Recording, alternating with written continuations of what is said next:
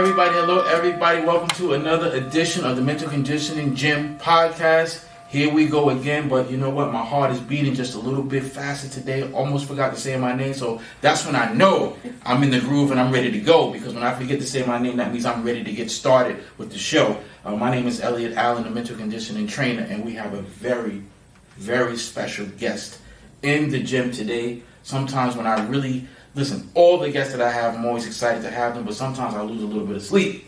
And This is one of those ones where I lost a little bit of sleep because it's important to me as a trainer to make sure that I get everything out of my fighters. And today, as you can see, we have a lovely fighter with us today. And she is definitely a fighter of life that has really gone through many, many rounds. And she's come out with multiple titles. And we're going to get into all of that very, very, very shortly. So I want to introduce her to the show. As we get in, we got a lot to cover. My heart is still like, but I'm ready to go. So we want to introduce, again, somebody that's just, I think, a true champion of life. Again, she has obtained many, many, many titles. We will talk about that in what I call not actual weight, but weight classes in boxing. She is a 2-time, 4-time, 3-time unified champion. Let's welcome to the show, Miss Patricia Robinson. Thank you so much. I'm excited to be here. We are excited to have Yes. you. I mean, I'm ready to get into this. This is a lot of information, as you can see right here in the back. We have something special, but I'm going to let her get into that. We're going to do it just like we always do it here in the Mental Conditioning Gym. We start at the top.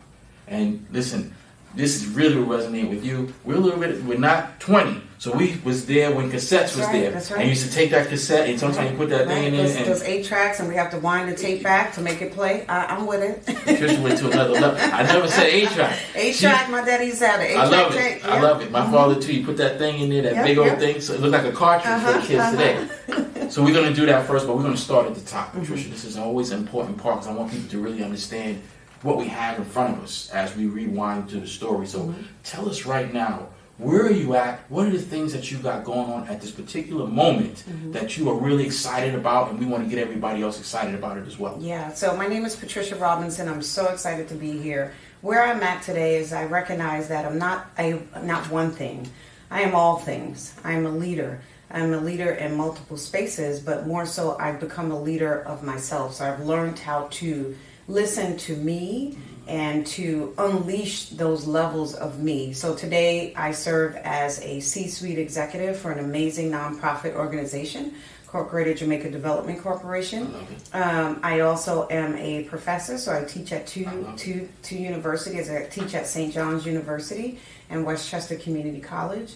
I'm also a radio personality, so by the grace of God, I host a public affairs show that is on 4 radio stations in New York City: WCBS, WFAN, 102.7 and 94.7 The Block. I am a recently renowned, calling myself renowned, self-published author. Which Patricia. Yeah, I just published this book. And there's another one coming. God put it in my spirit that it should be released at Christmas of 2025. And then I have my own entrepreneurship. I'm building my own brand. So I have a company called PR Premier LLC. So I do consulting, brand management, business strategy, all things. And all of these things are not magic. They are all things, talents that have been within me for a long time that I've just decided it is most time to go forth with everything. The microphones are hot because we are ready to get into it. I can't get any better setup than that. Excellent work. As I said, I couldn't have said it any better. This is a multi-weight division champion who has achieved many, many things. But as she stated, these things are not easy. That's right. And I want people to really, we're going to slow down now because she gave us a lot. I always liken this to cooking up a great dish. And she just put a lot of ingredients, she put a lot of seasoning on the table. It's raw, but we getting ready to turn on the oven. I love it. And we're going to season it up. We're going to cook it real good for everybody out there. So let's take our time and get it right. And we'll get to all of those things because you're going to see this process and it's going to be special. So let's rewind the tape a little bit and let's talk about the humble beginnings. Tell me a little bit about, Patricia, where did you grow up? Yeah. So I was very fortunate most people identify when they live in a project or an underserved area as the leading factor. I grew up in the projects, right? And I used to wave that banner, because when I waved the banner, it almost gave people permission to give me empathy as the champion. Ooh. But I recognized that that wasn't the story I should have been telling. The story I should have been telling, and the story that I know today, was that I was rich, living in an area that didn't have the resources to encompass my richness. So I grew up in Farragut Projects in Brooklyn, surrounded around a family who loved me. And although maybe the resources were not there, the love was within that apartment. The love was within what my mother and my father saw in me. The love is what was in the way my brothers protected me. And so all of that helped to resonate a spirit in me that, despite no matter what the circumstances were, that I had something special. And if I could just lean into whatever that was, and I couldn't identify what it was because there wasn't no resources. So when I was younger, my portal of hope, in addition to my family, was me watching TV, watching the Disney Channel. That is the truth. I identified with magic through watching Disney, through watching the fantasy of something could be real for me on the other side. So that was the core of how I looked at things, is that I don't see what's around me, but I see something that is out there that I had to go forth and get. But that journey wasn't easy. Listen, I'm going to need one of those blood pressure cuffs. This is going to be a problem. Anybody who knows me knows some of the things that she just said is amazing. My favorite company of all time is Disney. Wow. And I'm very well documented as talking about that. And it's just what you just said. Yeah. The fantasy of that. Yeah. I'm going to get into that in a minute. I'm going to bring it full circle. You're going to make me work this morning. But I love it. You just kind of mentioned that in there. Again, every time you put it out there, there's more stuff on the table for me to cook up. And then you set it up beautifully once again. You said it. You came up in a household which contained mom and dad. Yes. Can you tell me about, and this is important for all of us, I ask everyone, this is the foundational stuff, because it is important as we go through your journey. Can you tell me about that? And you spoke about it briefly there, but get into it a little bit more about the influence of that. And we had an extra thing that you put on there, extra credit. You talked about your siblings, but I want to deal with mom and dad first. Yeah. And having that quality they instilled into you individually. Yeah. Mom and dad. And then I want to hear a little bit about the siblings. Yeah. So my mother and father were just fantastic, right? Like anybody else would say their mother and father is. But you know, we would not everybody. Maybe that is correct. We were not without our struggles. You know, my mother was a woman from the South. She was born and raised in Alabama. My dad was from the South. He was from South Carolina. So I had these Southern parents, right, with these Southern traditions, but I was born and raised in New York. And so there was a lot of love in the family, but there were a lot of other things, right? There were struggles, financial struggles in the home. Yes. You know, I love my dad. He was a drinker. He was an alcoholic, right? And so there was functioning alcoholism within the home. So there was all of these things that were happening, but despite that, through and through, there was a lot of love, and the two of them always came together. My father was a person who worked and took care of the household, took care of the family, despite being loving to have his drink. You know, my mother cooked, and she made sure that we ate and we were clothed and things like that.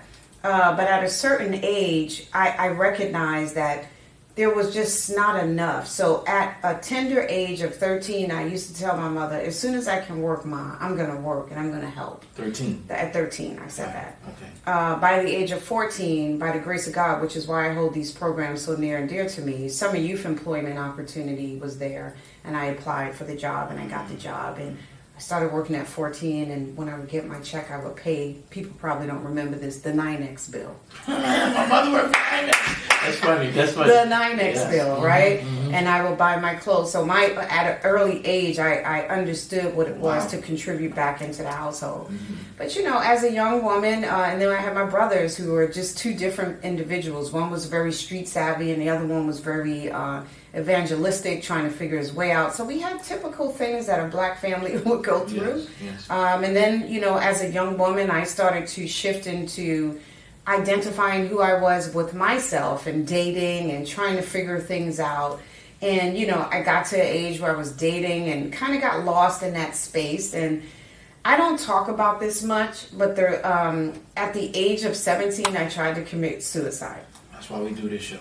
I did. So I tried to commit suicide, and I was just lost. It was a period of being lost. So I fast-tracked. I was in this house of love, but all of these years going by and trying to figure things out, there wasn't a lot of guidance around dating and understanding how to manifest in relationships. It was just more, don't do this, don't do that. The earlier years that I grew up in.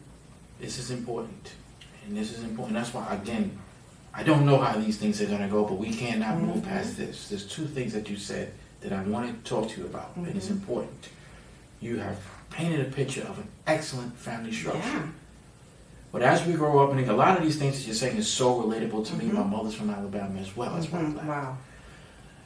And they know how to create that structure for us. Yeah. I want to address one thing at a time. You talked about at 13 saying, "Ooh, I need to go out here and kind of contribute," right? How did that mindset for you at that age, this is important, allow you to also execute? Many youth today, and I'm fighting with this, and quite frankly, adults, they say things, "Oh, I need to make sure I get on my game." But the execution of it is very poor. Talk to us about at 13. At 13. You told me at 13 I had this mindset. At 14 I'm executing. Yes. That's not to be brushed over. Yeah. Tell us about that. Yeah. So at 13, I could, I was smart enough to see, and I was experiencing what was happening in the household. Like, you hear the conversations. And then I would just look at my mother. I have a heart that God gave me that is able to relate. And so I'm like, I need to help my mother. I'm young. I need to help. I got to figure out how to help her. And so I knew that there was going to be somewhere that I could help her, but I also was channeling that Disney thing. Ooh. It's big out there. It's hope out there. So maybe it made no sense as a 13-year-old, but my ability to dream bigger was saying that you can do something different and magical, right? You can do something. So when I started to look at the age of when teenagers could work, I started to, the internet was not as popular, so a lot of this communication would come through schools and elders talking. And then when the process opened up, I went to my mother and I'm like, can you help me do this? And she helped me put the application in, and I started to monitor it, and then I got the job. And I'm like, great. And now what I have to do is I have to go and do this. I didn't have any guidance on how to show up at work. How to deal with adults, how to even travel to the job. Hold on. And important stuff. I didn't even know how to do that. How important stuff, because what you're saying right now is a huge problem for mindset. Oftentimes when people come to this gym, we use that as a crutch. Well, I didn't have. Right. I didn't know. But you're explaining to people that I didn't know how to do this. I didn't know how to do it. But dig into that a little bit more. Where did that come from that you were able to find? And I'm sure as we go through the story, your story is amazing. It's even more amazing, ladies and gentlemen, as we're talking about this. It's going to get deeper in terms of where she went. Clearly, there's no model to say, well, I had that. No, I did not have that. So where does that come from? The job was there, and then I realized in order for me to get to the job, to get to the paycheck, to help my mother, I got to figure out how to travel. And so my mother was, back in the days, they were definitely afraid to let you go 100 feet out of their eye distance. And we talked about it, and I learned how to take the bus. Learned how to, back then it was the tokens. Tokens that we put in the bus. And I did this, I was very afraid traveling to the job. So there were stages of doing this, getting it, learning how to travel, and then showing up to the job. And I don't know how to introduce myself. I don't know how to work. I don't know what to do. I'm hoping that someone would show me what I need to do because I know what I want to do for my mother. So I operated in fear all throughout this process. But I figured that if I could just take my time and pay attention to it, I would learn. And so that's what I did. And, it wasn't easy because when you're going in the work environment, especially as a teenager, you don't know how people are treating you. You don't know what's good or bad. You know what you're experiencing. You don't know how to vocalize. That's uncomfortable. You're just at the mercy of the environment and the mercy of the people. But in my mind, I knew that I needed to keep going because they said there was a paycheck that I could get. And so I walked through the process, and when I got my first paycheck, I was just like, I looked at it and it was money, and it was something that I was able to cash, and my mother did not want the money for me to pay. Mm-hmm. She was so proud that I just did it, but I was even prouder because I said, I'm going to help. Mm-hmm. I'm able to help. Mm-hmm. I'm able to do something, not only for her, but for myself. Influences. Mm-hmm. We have to have those. Yeah. During this process, you're explaining many factors to say, I didn't know. I didn't know. But one of the things that we have to, again, this is an execution thing, that we see them, and we have to embrace those influences to listen, to say, they're going to say, listen, Pat, this is how you have to introduce yourself. I didn't have that, though. No influences. So if you look back. No, not at a younger age, no. What I did have is a lot of negative influences. Talk about that. That's an influence. That's an influence. So my parents were positive influences. Where I lived, because I wouldn't conform to the activity and the behaviors of the street, young people isolated me in many spaces and did not embrace me when I would try to just be a normal kid. Your peers. My peers. So I, as they call it today, haters, but I had a lot of people who didn't like me because I would come and go out and go to work and try to be different. So those influencers, that was a negative influence that I had to learn. That was another piece. It's like, hey, I'm just trying to do something for my family, and I come outside, and in the project environment back then, people are outside, they're talking about you, they're looking at you, ready to fight, ready to start trouble, and I just wasn't that person. In my mind, I just wanted to, I saw something that Disney said is out there, and I want to reach. Incredible. And you touched on this, and I'm not going to get too much into this, but that is important that we need to touch on this, because this is something that, and again, I want to thank you for putting that on the table. You talked about suicide. Yeah. Those things that you just put on the table, were those factors an influence on your mindset to say, what the hell's going on here? I'm trying to do the right thing. I'm trying to support my family. Not support, but contribute. Right, contribute. But yet, because at the same time, we're human. Yeah. And particularly when you're young, you definitely would like to have the support of your peers. Yeah. And it's not a good feeling when you're like, oh, here comes Pat. Right. She thinks she's all of that. Right, that's right. That does hurt. Yeah. Was that a contributing factor to those thoughts? No, completely not. So, two completely separate thoughts. Fast forward to when I was like 16 or 17, I'm in the dating world. Again, no one sits you down. Yes. It's just don't get pregnant, right? Take the birth control. Yes. But there wasn't conversation about learning how to date, learning what's expected. Just parents from the South. So when I got into this relationship that was like so, it took over me. I never experienced anything before. And then when things didn't work out, I had all of these emotions that were taking over my body, and I didn't have anyone to talk to.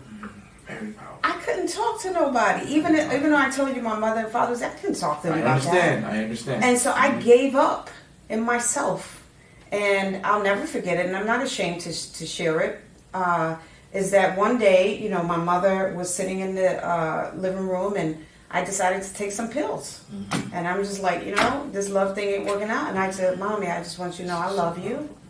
And I just took a whole bunch of pills. And she like almost lost her soul. And they went into immediate triage and got me and took me to the hospital. They had to pump my stomach. And I'll never forget this. My dad showed up at the hospital. He sobbed and cried like a baby on his knees. Cried like a baby. And I made it through. And when I saw my parents in that condition at that age, I made a promise to God.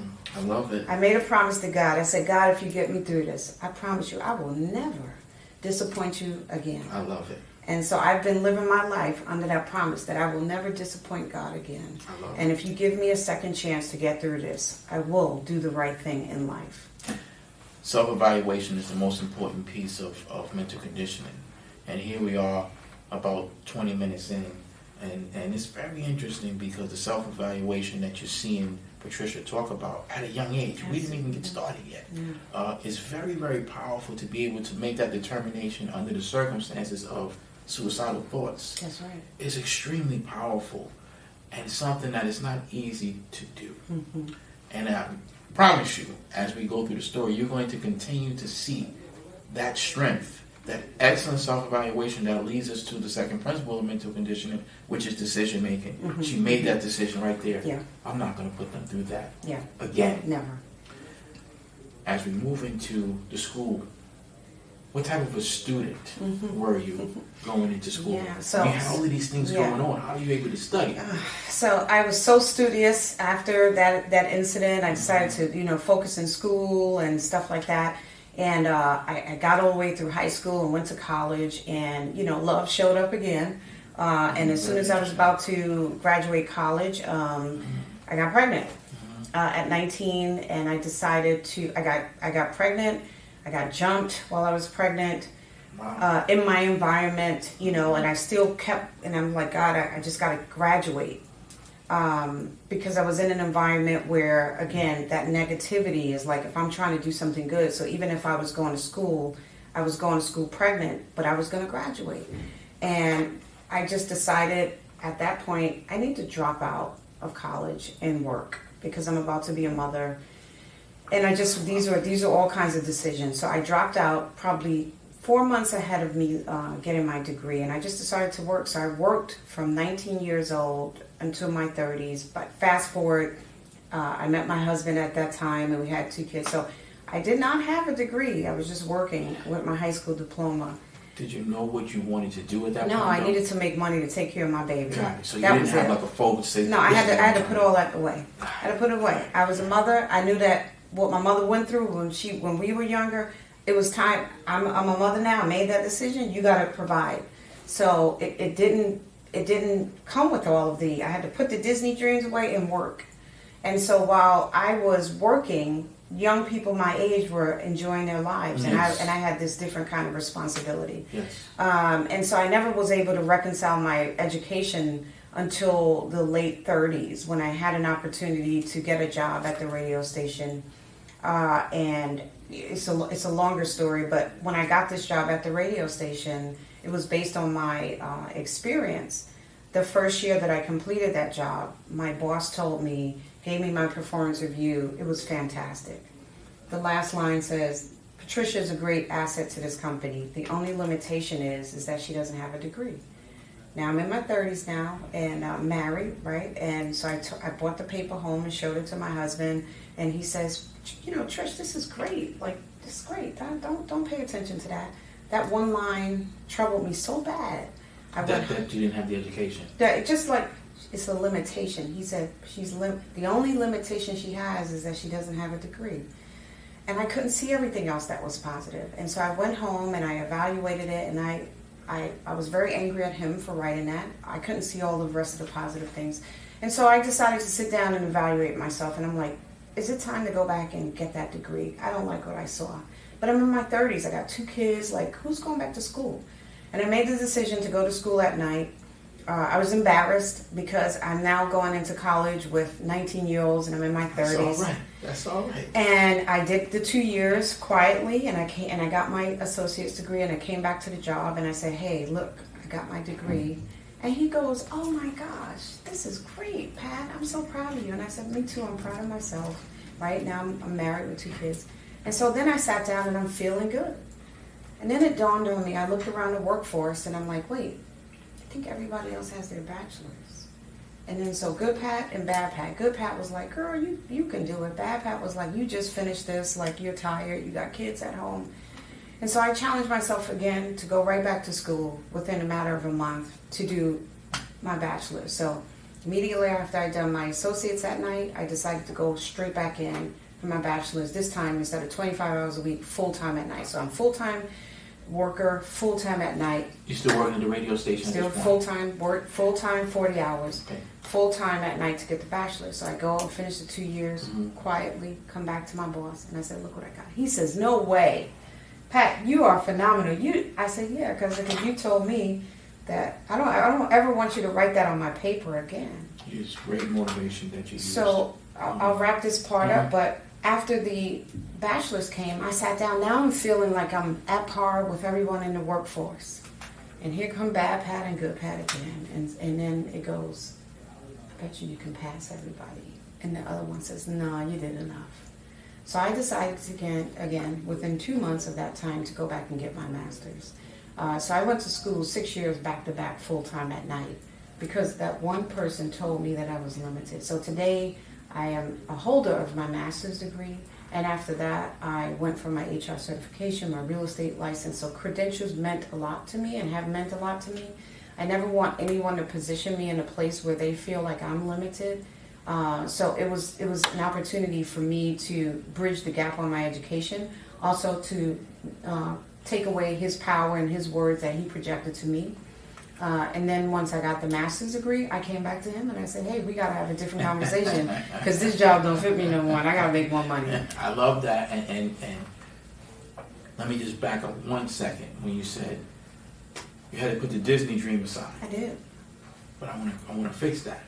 Because the Disney dream is still there. It is. When you look at the company of Disney, to me, the value of it is not just the ride and the fantasy.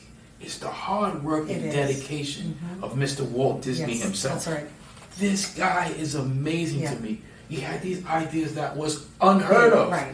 But he went to his brothers and listen, man. That's right. I need $5 million, which was an unheard of amount of money. Yeah. Okay, how you do it? But I want this amusement park. Get it done. Yeah. That's what's powerful. That's right. And you just said that. That's right. There is no foundation for what you just told us. There's no blueprint for what you just told us. But from a line on a piece of paper, That's right. you just covered the last 2 principles. Yeah. You first covered self-evaluation and decision making. The last 2 principles that we study in the mental conditioning gym is big picture. That's right. And staying the course. You just covered those last 2 right there. I got a big picture. I didn't like what this person wrote on this paper.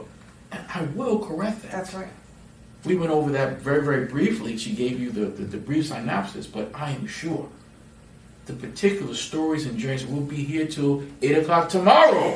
If we got into having to deal with a child, That's right. having to deal with them, and listen, marriage can be a greatest marriage in the world, but That's it's still right. a marriage. That's right. Right? We still have to deal with these different things and be having your family.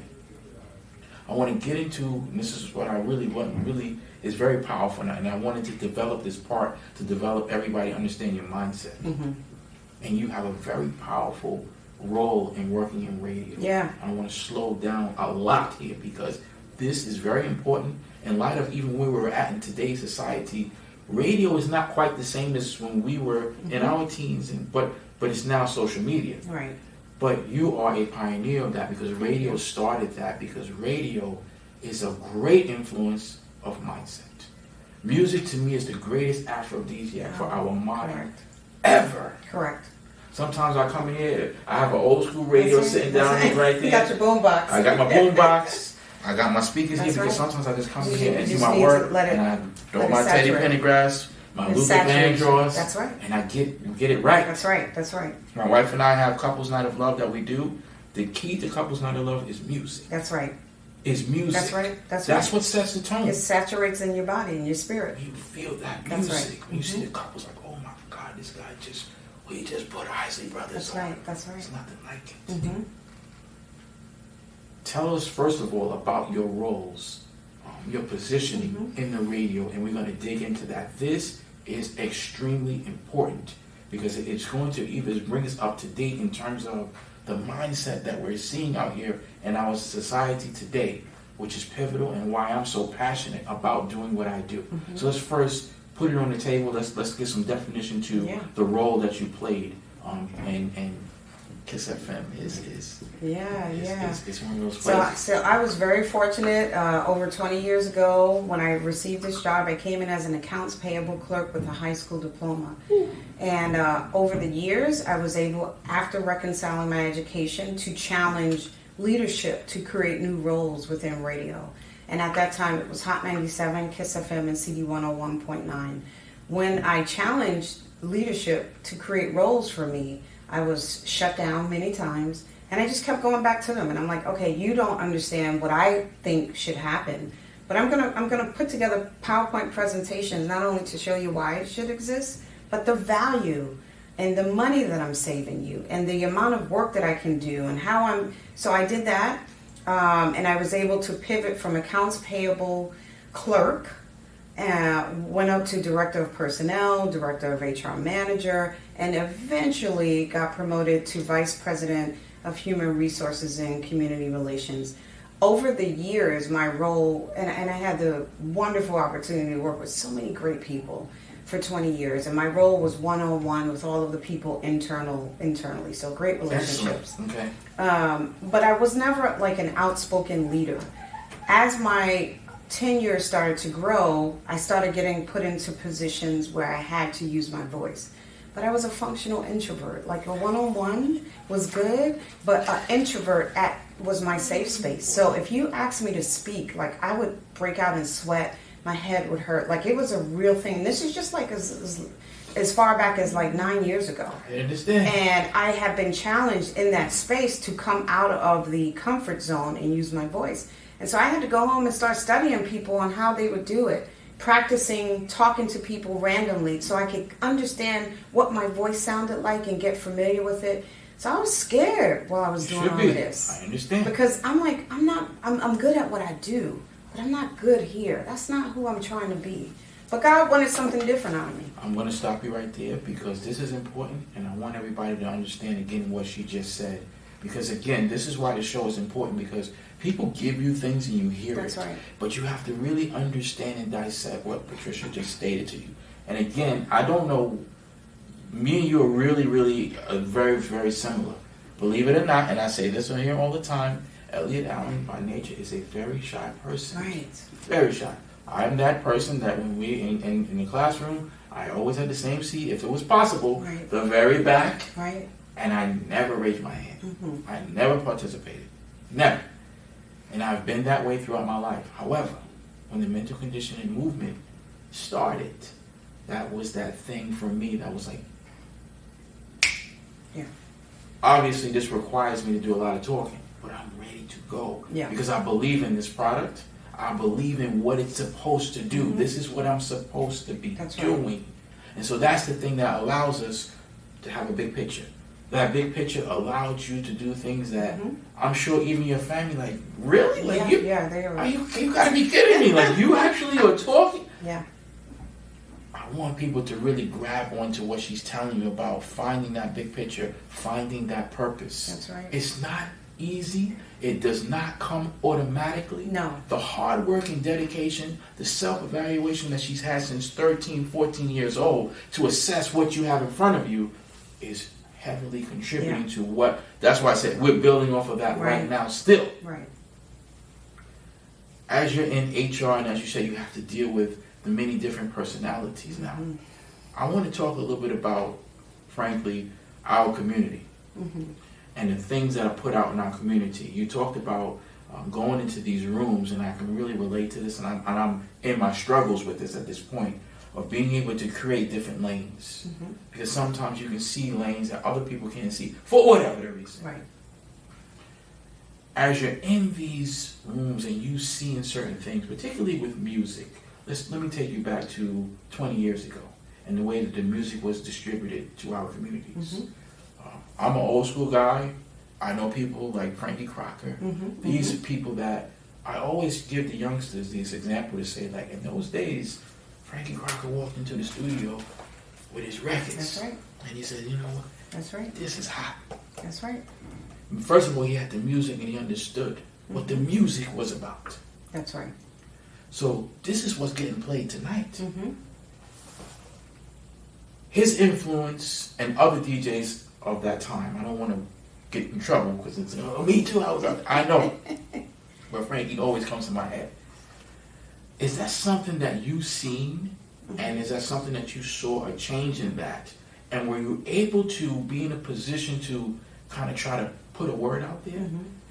So the good part about it is I've seen everything. I know. I was involved. I was around everything. That's right? why last night I saw. I was around everything. I know. So I heard the conversations that were meant to go forth. I heard the conversations that were not meant to go forth. I heard true, unadulterated thoughts, raw thoughts. Go ahead. And you know, being an introvert in that space and trying to survive in that space, sometimes I was mute. I muted myself. And I needed to mute myself so I could hear and listen and not get extra, like, pushed out. right? So some of that was a little cowardice of me Not at really. points, Mm-hmm. but I learned how to discern and listen. And so also in this journey, I also paid attention to what leaders were doing and how they were moving. And I'm like, wait a minute. So you got the title, but you really don't care about what you're doing? So over the years, I've been collectively watching leaders up close, real close, working with them, watching, taking note, not putting them down, but just always in my mind saying, if I ever had the opportunity to do something, I've taken lessons from you, and you, and I know what this experience feels like. I know what I don't want people to experience, and I've kind of put together my own rule book on what I would do as a leader. So I didn't have the chance to influence it, but over the years, I became a trusted individual in that space. Meaning, I had people like Bob Slade would come in every day and sit down with me and tell me what he expected of me. Yeah. I expect you to do this. I expect you better do this. And would speak it on to me. I had others who saw my potential, ignored it. So there was layers of it. And then I had other people who were thriving in this industry that I had an opportunity to work with. But in reality, they were performative, but they needed a space to go to relax and have true conversations. Explain so that. like, you have DJs and personalities that are out here that got millions of followers and they got to perform. They got to keep it up, right? It's a part of who they are. It's the nature of the business. But then sometimes they just want to be regular folks and sit down and really understand, am I moving in the right direction? What is the business environment looking like? Okay. Can I talk to you about these things? So I became like this trusted cornerstone for many personalities, many DJs, many employees. And so I cherish those spaces because I allow people to come in and we would talk. And so they got to know me, I got to know them, and I would use that space for whatever counseling I could offer. I want to touch on this because this again is very sensitive to me and is very important.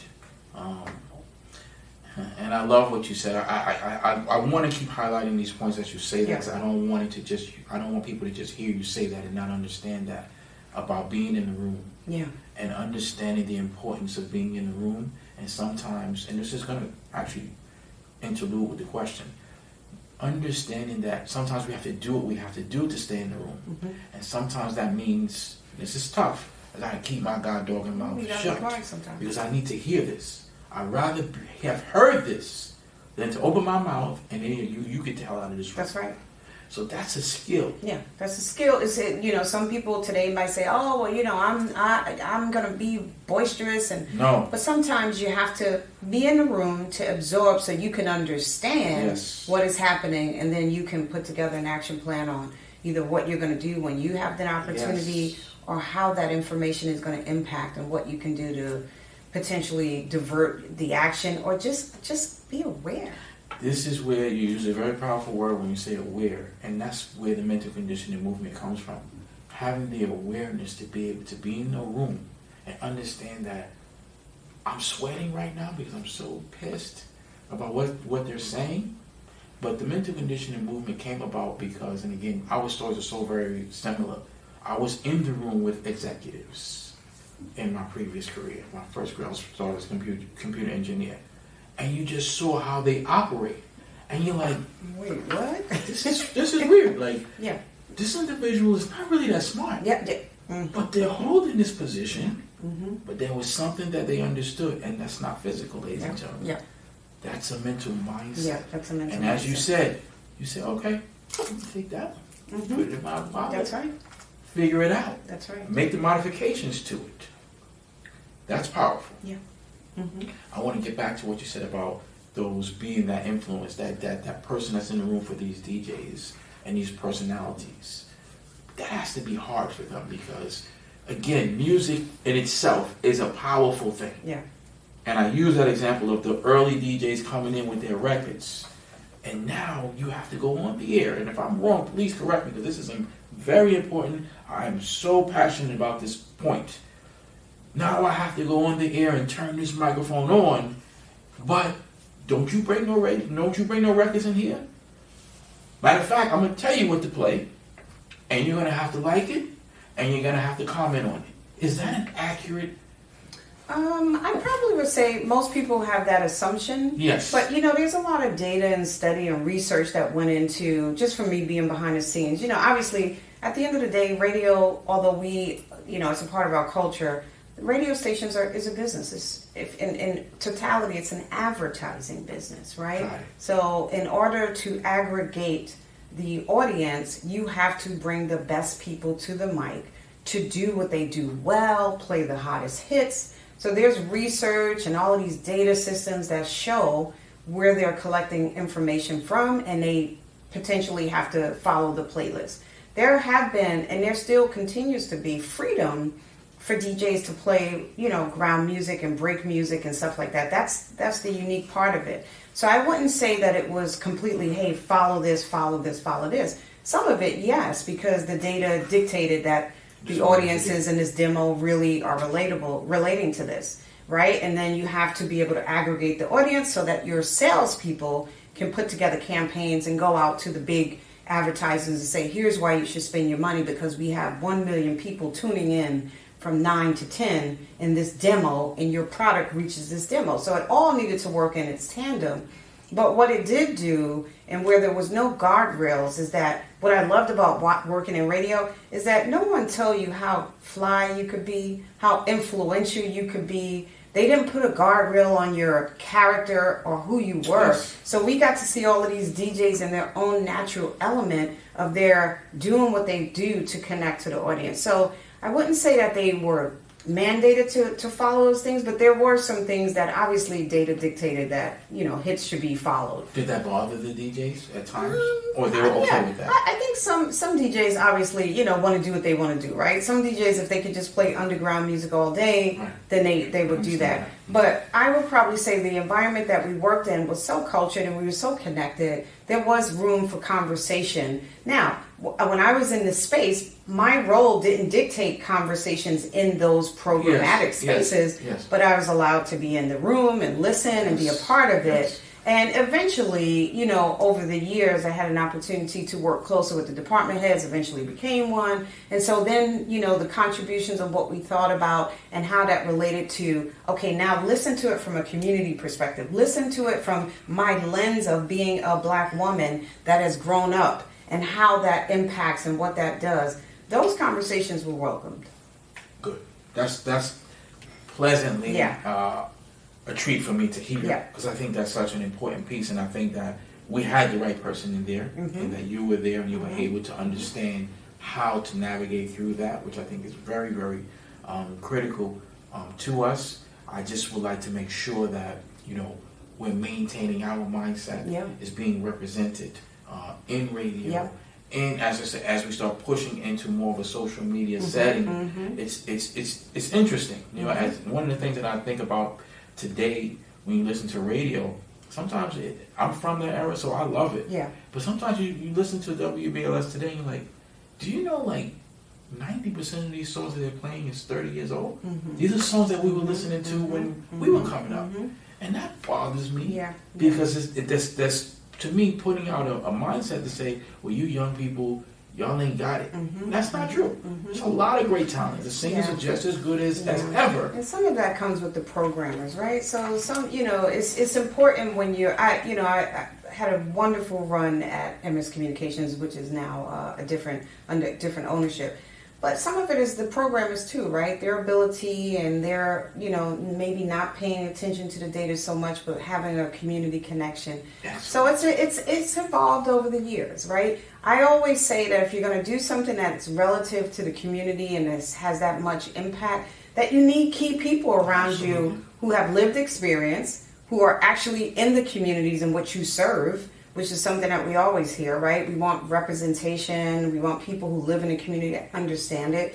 And so it's evolved over the years. Can it be better? Absolutely. That's true. Always. And again, having you, I think, as a leader and you speaking about this stuff is important, because I want the mindset to be translated down to generations. Because again, you are, I love this word, and you are that. You are a pioneer. Thank you. And pioneers are obligated to be able to bring that down through your example, right, and to show your influence. That's why I'm so honored to have you come here and to talk about this, because I want younger people to listen to this and not use any excuses. Right. We could have stopped this show at the 7-minute mark if we were talking about excuses. Yeah. We could have stopped, but we are still here and we're still going, and it's such a powerful piece to talk about mindset that you have developed. And again, you transition. I read a little bit about COVID being a transitional phase for you. Tell us about that transition from COVID pushing forward. Yeah. So around COVID, by this time I had spent about 20 or so years at the radio station. They were under new leadership, and it was just different. The culture was different. And so I had to make the most important decision. Do I stay and keep this beautiful, powerful title as Vice President of Human Resources and Community Engagement, where from the external perspective, I was revered. People said, oh my gosh, this black woman is in these powerful brands. But internally, I was not respected in that space. So I started to feel things changing. And so I had to make a decision. I said, do I stay and as they call it, front for the public? Or do I listen to what is internally troubling me? And so I decided to step away. Of course. And when I stepped away, I went through a space where I said, Pat, you're going to lose all of your access. You won't be able to be involved in radio. All of your celebrity, like everything goes away. So you should just condition your mind that you are now going to be kind of just a civilian, right? And so I said, okay, so I was able to find this beautiful nonprofit job, and I was like, it's completely 360, but you know what? It's close to home. It's good purpose. I'll take it. So I took this job. I reset my mind because I had to put away that this was gone. Yes. Although it was in my heart. Yes. And as soon as I took this job, God has a way of doing what he needs when he wants his work done. Skip Dillard came to me, who had just received a big job at Odyssey, and says, I have a new station I'm opening up, and I have a public affairs slot, and I want you to do it. And so I'm like, I've never been on the air. Like, I've always been behind the scenes. Like, what are you talking about? And he goes, no. You've got a lot of experience. You've been doing this community work, and I want you to try it. I want you to go for it. And so at that point, I'm like, okay, God, so you wasn't done. And so he gave me this opportunity, a half hour on one station, and I was so nervous, but I did everything I needed to do to make it work, and it took me a real solid year to get my footing. Last year in September, Skip called me and said, Pat, you got a minute? And I'm like, yeah. And he's like, I want to talk to you. So I just got a big meeting, and I want to offer you this opportunity. Would like to make your show a 1-hour program. In addition, would like to put it on 3 additional stations. Love it. So I'm like, wow, okay, thank you. And so I had to now reset and rise to the occasion. And again, all of this resetting in my mind is like, it's not about you anymore, Pat. Yes. Here's what God wants you to do. Yes. You have a microphone. You have work to do. You have universal stories to cover. He wants the information to reach. You are the instrument. Now you have to focus to become really good at pulling the information and sharing it out. Yes. So I had to push myself. I took a minute to celebrate that, but when I sit down at the microphone in this current position, I really do my homework, and I really am looking for the story on the other side of why the listener would want to stay with me. I love it. Yeah, and so it's an amazing opportunity. Again, a functional introvert. God has not only given me a platform to be an executive leader, he's put me in front of students in 2 universities. He's given me a microphone so when you think about what you can't do, think about you in that process and sit still. So I've learned to listen to me. I pay attention to what Pat is saying and what Pat feels. I see all of the external factors, but I have to pay attention to what Pat is, what's good, because I always had that discernment since I was a kid. I was just going to say that. As we, get to this point. I love this because, again, this is why I do the foundational part. Because as we start the foundational part and as we come to the end, you still see the same traits. Yeah. Something that you said that's resonating with me as you're talking, as you're, again, transitioning into a different phase of life. That's always difficult. Yeah. I just retired, as everybody knows, from the NYPD.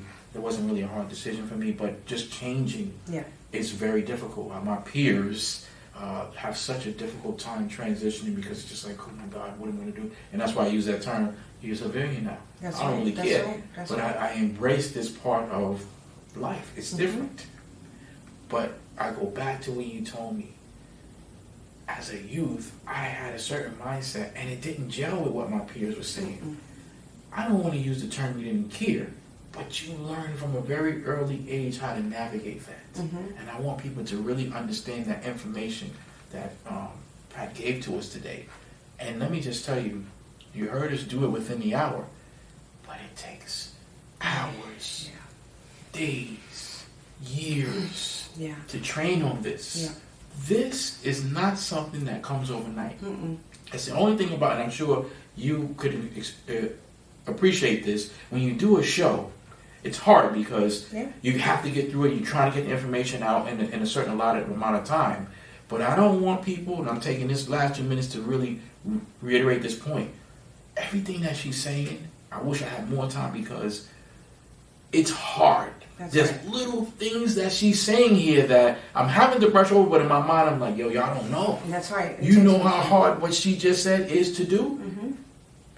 You must understand these things don't come overnight. They don't. They look like they do on Instagram. That's it. They look very pointed and very popular, but this is like, by the grace of God, I'm 55. I've been at this for over 40 years. Like, it's just been And keep in mind, if we didn't get into this, Pat will have to come back.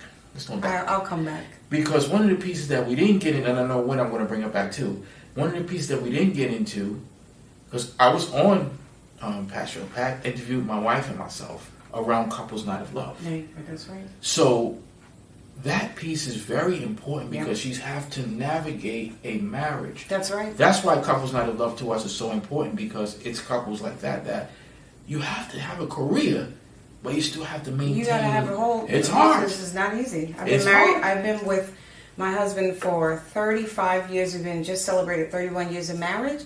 It's been good. It has its lows. It's been good. And then we had to figure out what does success look like for us. Oh my God! So Pat will be at the next Couples Night of Love. I'm gonna be there. She's gonna be there. But that's another whole element. And let me tell you something.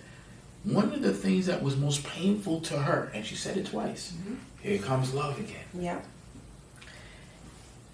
To keep dealing with that, and that residue of when it happened when you were 16 never leaves you.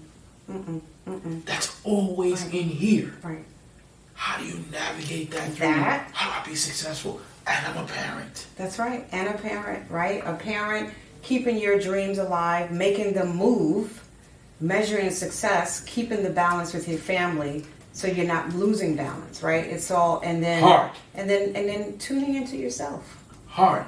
And you had a very fine example of Southern parents. That's right. That showed you. So already, that's right. You have something to live up to.